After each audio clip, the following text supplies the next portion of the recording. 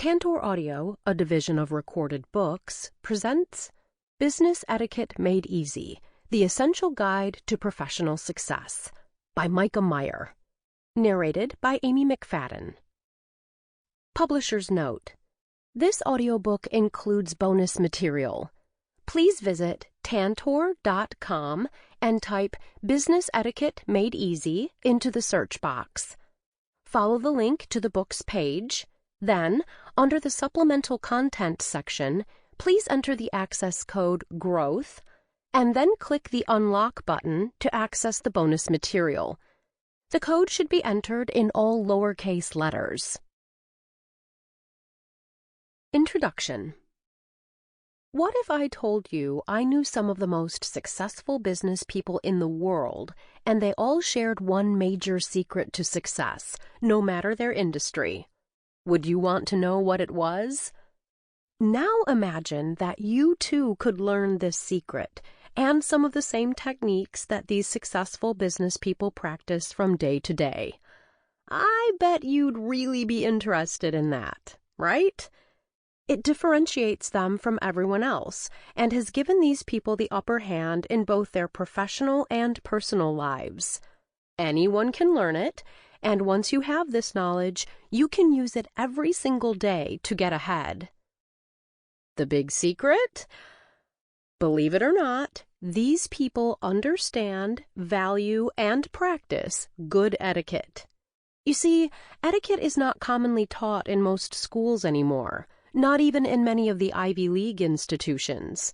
So, in addition to your textbook education, those who have an education in etiquette stand out in major ways because they have gone above and beyond traditional schooling to achieve a higher level of skill and learning. I like to call it the next level of education, especially in business. These people are therefore the best in exercising it because they sought after this skill set in addition to the traditional means of learning. They took it upon themselves to absorb and practice it, and because they choose to do so, they can recognize and appreciate others in business who have done the same. Sometimes you may be forced to go to school, but nobody is forced to practice good etiquette. It's a choice. So, how do I know this secret is the common denominator for so many successful professionals? It's because I've had the great privilege to work with and advise human resource team members, training and development offices, recruiting departments, and internal leadership teams of some of the largest and most profitable companies in the world. My team and I have gotten an inside look at what sets a candidate apart, what makes a company invest in a person, and what makes an employee excel.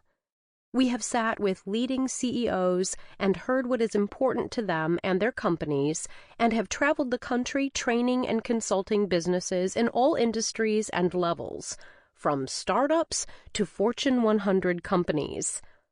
All would likely agree that while there are some major recurring themes to a successful professional, one umbrella theme that spans across almost all of them is that of business etiquette.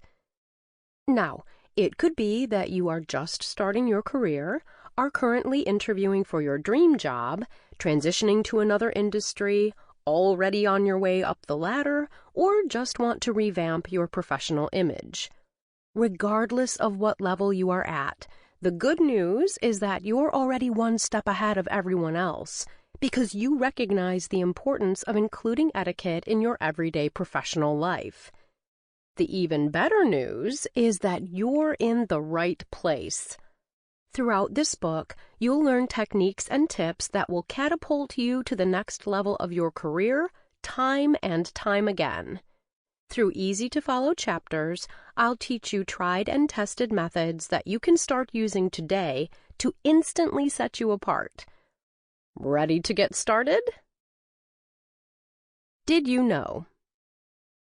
Where does the word etiquette come from, anyway?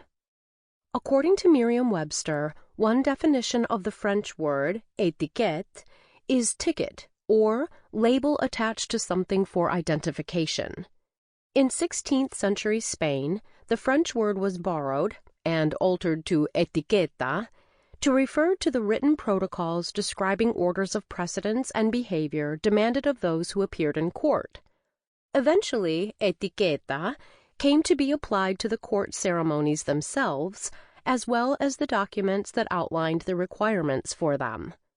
Interestingly, this then led to French speakers of the time attributing the second sense of proper behavior to their etiquette, and in the middle of the 18th century, English speakers finally adopted both the word and the second meaning from the French. Chapter 1. Polished Professional. Etiquette and why it matters. Whether you're convinced or not yet that an education in etiquette is one of the skills that sets successful professionals apart from all the rest, this next bit may put you over the edge of being a believer. This statistic is so powerful that I even keep it on both my general website, beaumontetiquette.com, and my corporate training website, beaumonttraininggroup.com. A Harvard-Stanford study concluded that one's success, particularly in the workplace, is based 85% on social skills and less than 15% on technical skill set. Now, let's think about that. This essentially means you could be the smartest person in the room with the highest IQ on the team, but if your emotional intelligence, or EQ, emotional quotient, is not high, then you still have a lot of area for improvement. In fact, I would rather have a higher EQ than IQ any day. Emotional intelligence is crucial in connecting with people, responding to people, and generally being likable. Your emotional intelligence determines your understanding and awareness of, and compassion toward, others when communicating both verbally and non-verbally. From the moment people with high emotional intelligence walk into a room, they know how to act, carry themselves, and respond in order to make others feel comfortable. Ultimately, everyone wants to work with these people. They are social chameleons in the way that they can adjust and readjust as needed. This sounds like a pretty great quality to have in business, right? Whether it be speaking to your boss, presenting to potential new clients, entering an interview, networking at a big event, or hosting a dinner, people who can walk into a room and feel at ease no matter what are incredibly valuable and a great asset to have on any team. So, can EQ be learned? Absolutely. You don't have to be born with it, and you can learn techniques to help you increase your emotional intelligence, especially when it comes to business. I start every training by explaining what everyday etiquette actually means. So, what does etiquette really mean in practical terms? There is a common misconception that etiquette is only used when we are in nice or fancy places. This couldn't be further from the truth. Etiquette should be used every day and everywhere you go, and especially in business. The core of what good etiquette in business means is to be kind, respectful, and considerate to all around you. From how you interact in an office environment and the way you treat your colleagues, to the way you present yourself, etiquette is the protocol we follow to show respect to others. No matter if you're in a meeting or interview or at a business lunch, there are countless examples of how having bad etiquette can break a business deal. A partner of a very successful company once told me his secret hiring process. When it came down to the top 2 or 3 candidates, he would take them all out to lunch individually. While the candidate was so focused on answering his technical questions over the meal, he was actually observing and paying special attention to their social and dining manners throughout the meal. From the way they spoke to the server, to the way they ate their lunch, and everything in between, he told me he wanted to see what his clients would see when they were being entertained or brought to lunch to talk business. His favorite part was seeing if they were respectful to the service personnel working at the restaurant, from the hostess and server to the coat check person. because his belief was that if they were disrespectful or dismissive to those helping, then surely that's how they would treat their future team members. How to make a great first impression. There is a lot of pressure around making the best first impression. When thinking about this, we immediately tend to think about what we wear and how we comb our hair. But did you know that in many cases, your first impression is not in person? A first impression can be your voice through a phone call, an email, or even your social media content. According to a 2018 Career Builder survey, 70% of employers use social media to screen candidates during the hiring process, and about 43% of employers use social media to check on current employees. The even more startling part is that what comes up when they search online for you matters. Of the companies that do social media research, 57% have found content that caused them not to hire candidates. When a company searches for you online, it's important to note that what usually pops up first are the sites we are on that have the highest search engine optimization, SEO. So think about all your social media channels. Tip time! When's the last time you Googled yourself? If it's more than 3 months ago, make it your homework to do a general as well as Google image search for your name so you know what other people see when they look you up online. Master tip? Set a Google alert for your name so you always know when you are mentioned online. What makes a great in-person first impression? Let's think about why it's important for us to make a positive first impression, specifically in business. We want people to like us, work with us, hire us, respect us, and invest in us. The root of business is professionalism and respect, and people have to buy into that as soon as they meet us. Plain and simple, trust is built on first impressions. As an example, let's use the images found in the bonus PDF of the audiobook to show an extreme case, how a first impression can make or break perceived professionalism. Look at the images. If you were walking into your doctor's office and the woman on the left greeted you, you'd likely be pretty happy trusting her with your health care. Now let's look at the woman on the right. If this woman walked in to examine you, you'd probably jump off the exam table and ask to see her ID proving credentials, right? In fact, the person in the right-hand image is the same person shown on the left, only she's presented differently. From her posture to her clothing and grooming routine, you made a judgment. Case in point, this shows how, no matter the industry, a first impression is what makes or breaks the trust of others in the business. Now, let's talk about how long you have to make your first impression and how you can always ensure you're making a great one. First impressions are made up of a few different components, where one without the next renders the whole first impression. Have you ever heard that you have 7 seconds to make a first impression? There are different variations of this theory, with some people saying within milliseconds the other person you interact with already has made an opinion about you. What's the Meier method? In my first book, Modern Etiquette Made Easy, I introduced the Meier method, a 5-step process to becoming instantly more polished and confident through etiquette. I created the 7 in 7 theory because of the 7 successful elements I consistently see after years of observing incredible first impressions.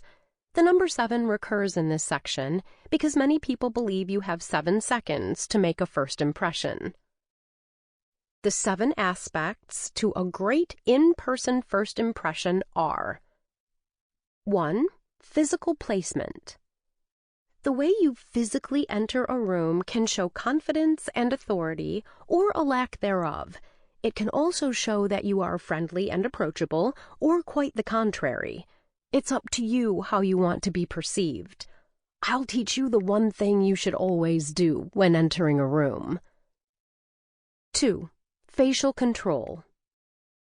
According to psychologists Janine Willis and Alexander Todorov in their psychological science article First Impressions, it takes only 1/10 of a second to make a judgment on the face alone. For this reason, you must be hyper-aware that even the slightest positive change in your expression can say you are approachable, friendly, and ready to do business. 3. Personal presentation. Always dress the way you want to be addressed. The way you want to be perceived is up to you. Do you want to come across as a corporate professional or a creative director? Either one is absolutely fantastic, depending on your personal and professional goals. Your clothing and grooming are representative of your professional self. More on style and grooming to come. 4. Posture. When is the last time you saw a powerful professional hunched over a boardroom table while speaking to their team or slouching while giving a presentation to a huge audience? Posture is the one point of body language that can instantly change the way people perceive you. You can go from confident and self-assured to insecure and lacking authority within a single second by showing poor posture. More on posture to come. 5. Voice. Your voice is a tool to tell people how confident, assertive, and powerful of a presence you have. You would never see a major CEO of a huge firm speaking softly when addressing his or her team, and you certainly wouldn't see a successful salesperson pitching a potential client with a high, squeaky voice or a low one that trails off at the end of each sentence.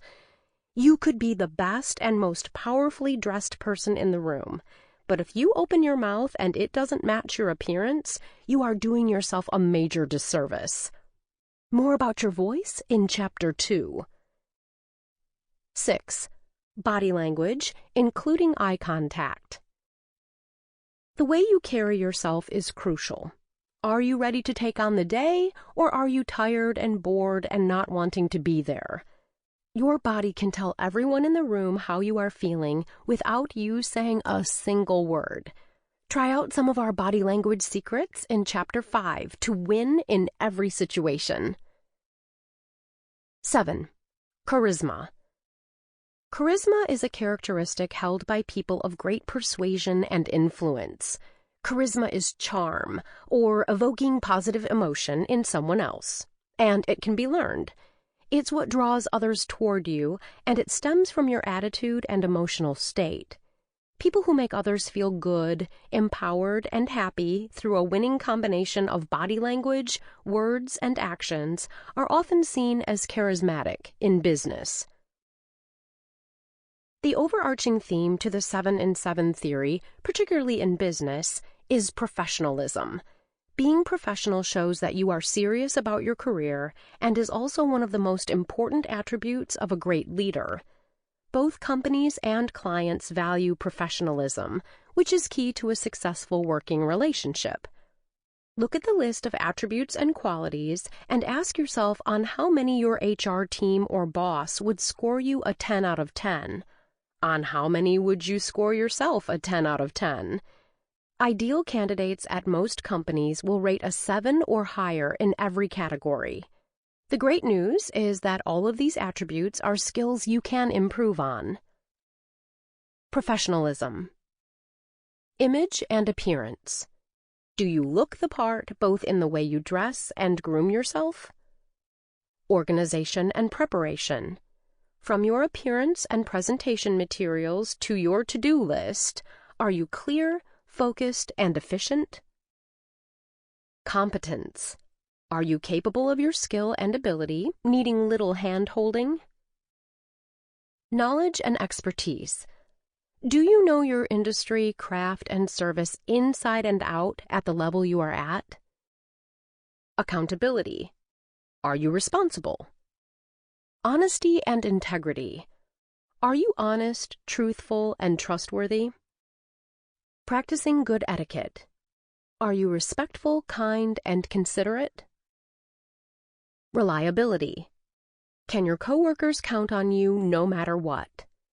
The most valuable player in many instances is the first one in and the last one to leave. Maintaining poise at all times. In high-pressure situations, can you keep your cool?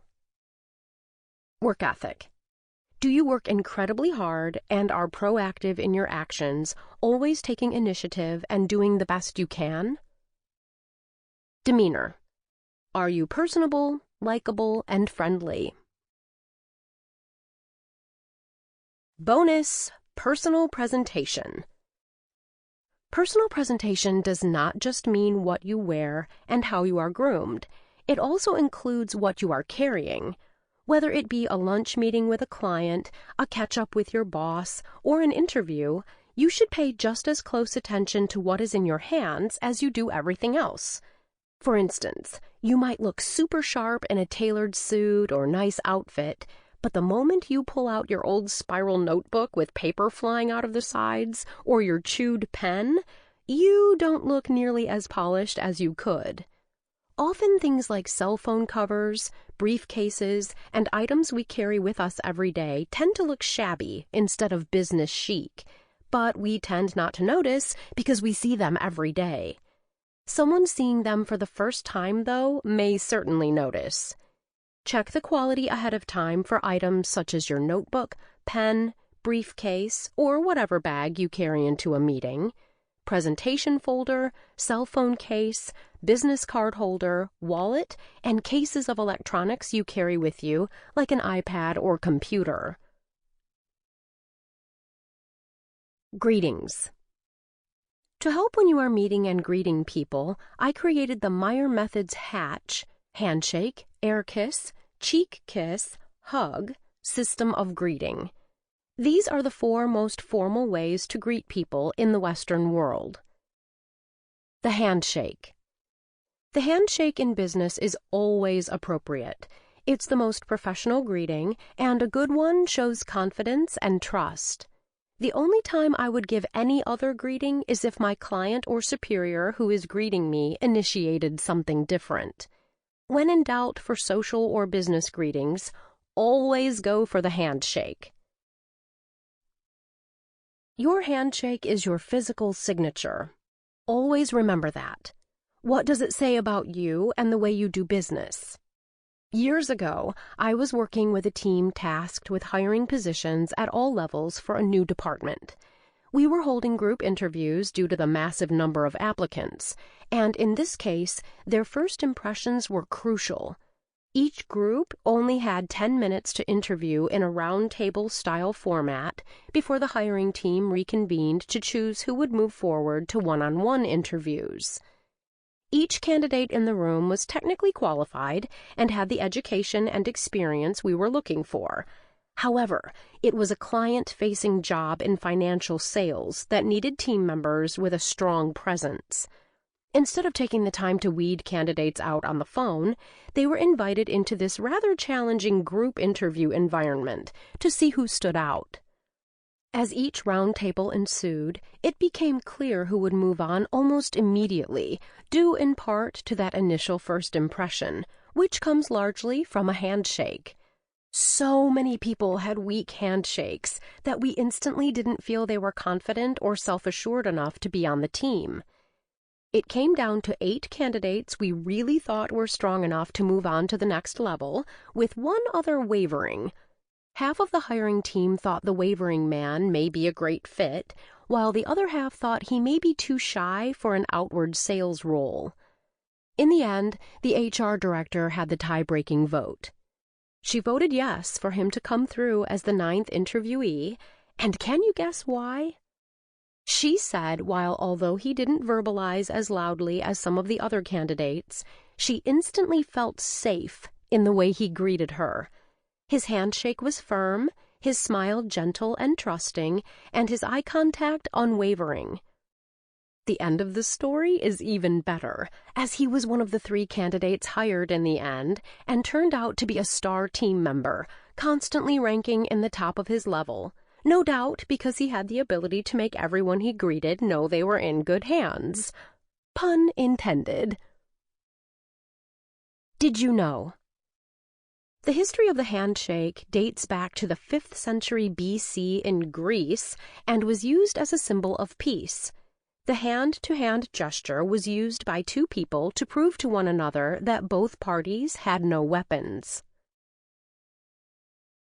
Rules of the handshake. 1. Always extend your right hand so that you shake the other person's right hand. Open your hand angled at about 30 degrees so that the web of your hand meets the web of the other person's hand. 2. Always stand to shake a hand. To shake hands while seated in any business environment, whether at a boardroom table or a dining table, shows laziness and can be seen as a lack of respect to the person whose hand you are shaking. 3. No matter the gender of the person's hand you are shaking, you should squeeze their hand in a firm and assertive, yet never aggressive, way. The most common issue I see with handshakes is that they are not firm enough. A soft handshake shows lack of confidence. Practice your handshake at home with a friend or trusted colleague and ask them to give you constructive criticism. Be ready to hear the honest truth, because you'd rather know earlier so you can improve it, rather than later in a business situation that causes your first impression to be a weak one due to your handshake. 4. Unless you are trying to assert authority over another person when shaking hands, I advise you never to put one hand on top of the other person's hand. I often hear people say they think this is a sign of warmth, but this is actually a sign of power. Some of my clients who are going into business negotiations use this as a power play tactic. Please just never do this to your boss.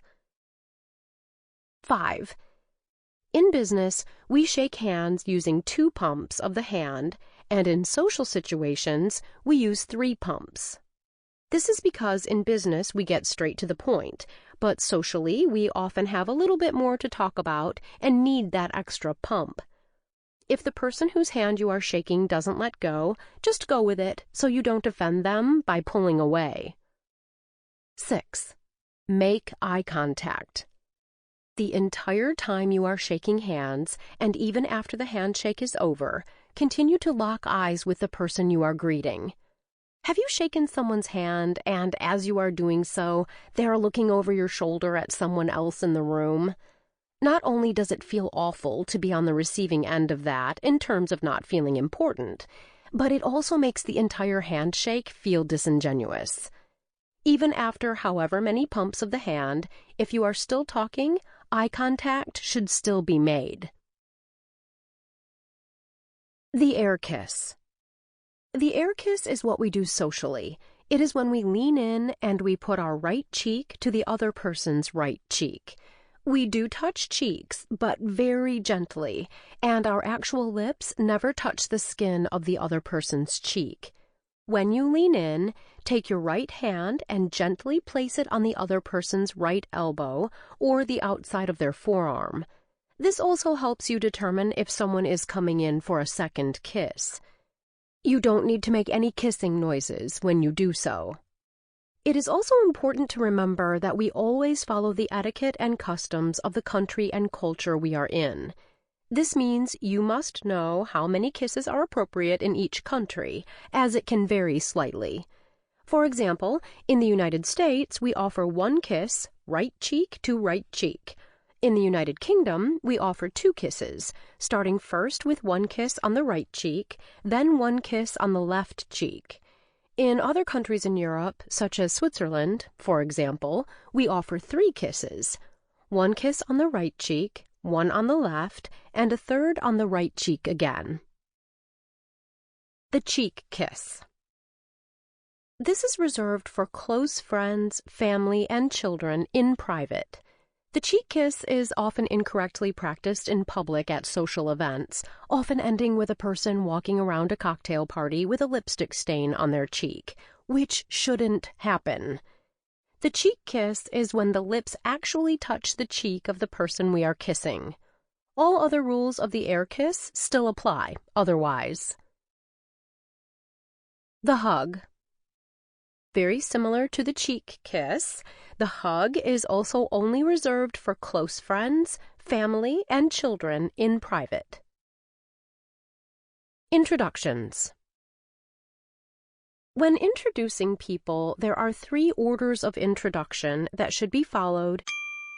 Sample complete. Ready to continue?